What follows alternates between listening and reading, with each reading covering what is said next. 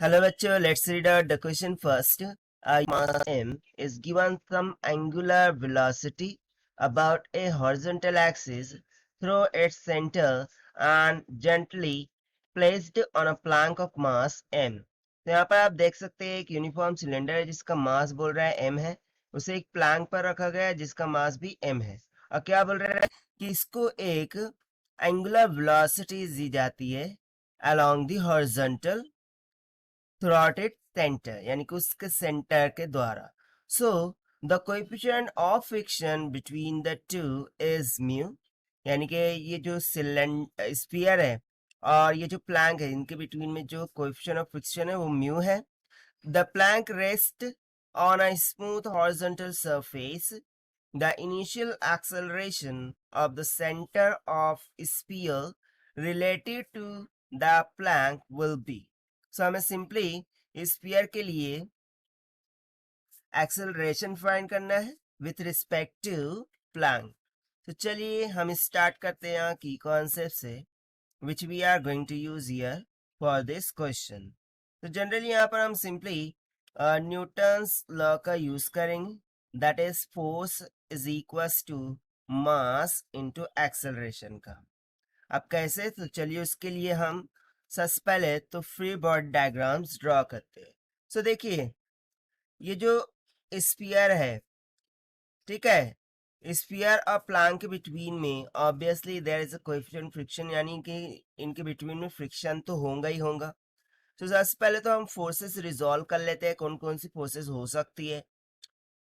सो एक फोर्स तो downward direction में होंगी just because of weight of sphere, वो क्या हो जाएंगी mg के इक्वल हो जाएंगी। एंड नॉर्मल रिएक्शन कहाँ लग जाएगा, ऊपर की तरफ, ठीक है, इसको हम बोल देंगे n। एंड एक्चुअली स्फीयर के लिए जो फ्रिक्शन होगी वो हम इस डायरेक्शन में कर लेंगे।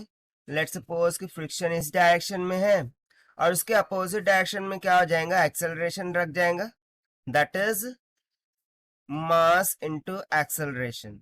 तो ये हो गई कंप्लीट फोर्सेस जो कि इस स्फीयर पर वर्क करेंगी ना। सिमिलरली यदि हम प्लैंक के लिए देखें, ठीक है, so here I am drawing for plank.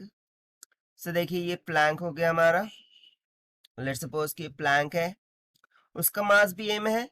सो उसके सेंटर ऑफ मास से नीचे की जानिब mg फोर्स लग जाएगा, ऊपर कौन सा लग जाएगा, नॉर्मल रिएक्शन, ठीक है, उसको हम ng मानते हैं to differentiate this both of them.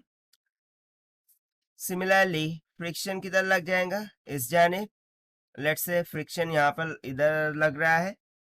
और जैसे कि प्लैंक कैसा है, सरफेस पर कांस्टेंट है, ठीक है, सो वो तो मूव नहीं होगा ना। Let's write down the equations here according to Newton's law. So यहाँ पर देखिए जो वर्टिकल फोर्सेस है वो एक दूसरे को बैलेंस करेंगी। सो सिंपली नॉर्मल रिएक्शन किसके इक्वल हो जाएगा, m इंटू जी के। सिमिलरली जो फ्रिक्शन फोर्स है यानी कि हॉरिजॉन्टल फोर्सेस वो भी एक दूसरे को बैलेंस करेंगी अकॉर्डिंग टू न्यूटन्स लॉ। जो एफ आर है वो किसके इक्वल हो जाएगा, m इंटू ए के।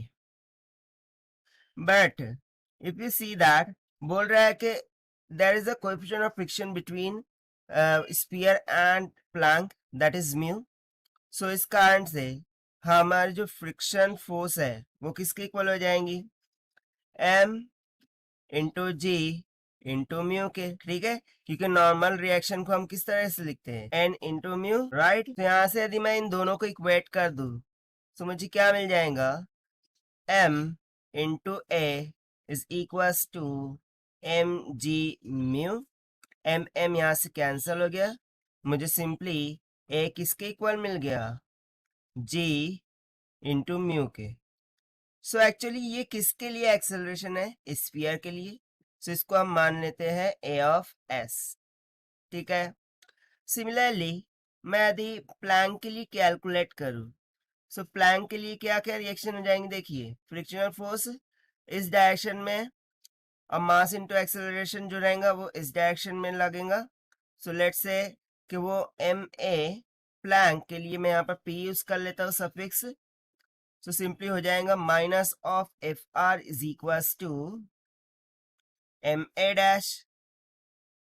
ना अगेन फ्रिक्शनल फोर्स के लिए मैं यहाँ पर जैसा कि बोला है फ्रिक्शनल कांस्टेंट है म्यू, सो फ्रिक्शनल फोर्स को मैं लिख सकता हूँ m g mu. So it will be equals to m a dash, ठीक है, और सफिक्स में पी भी यूज कर रहे हैं हम, सो यहाँ से एम एम कैंसल हो गया, मेरा a dash p will comes out equals to minus of g mu.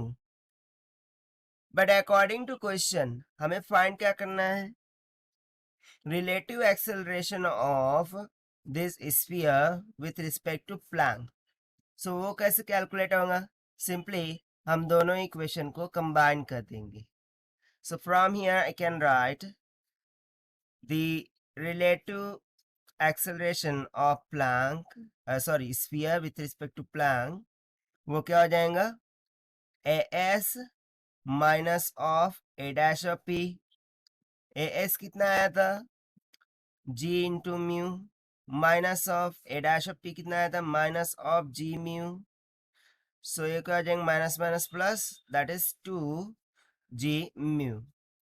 और यही हो गया हमारा final required answer for this question, and this we have found by using the simple concept of Newton's law. Now let us take the option. So option D will become correct. So this is the required solution.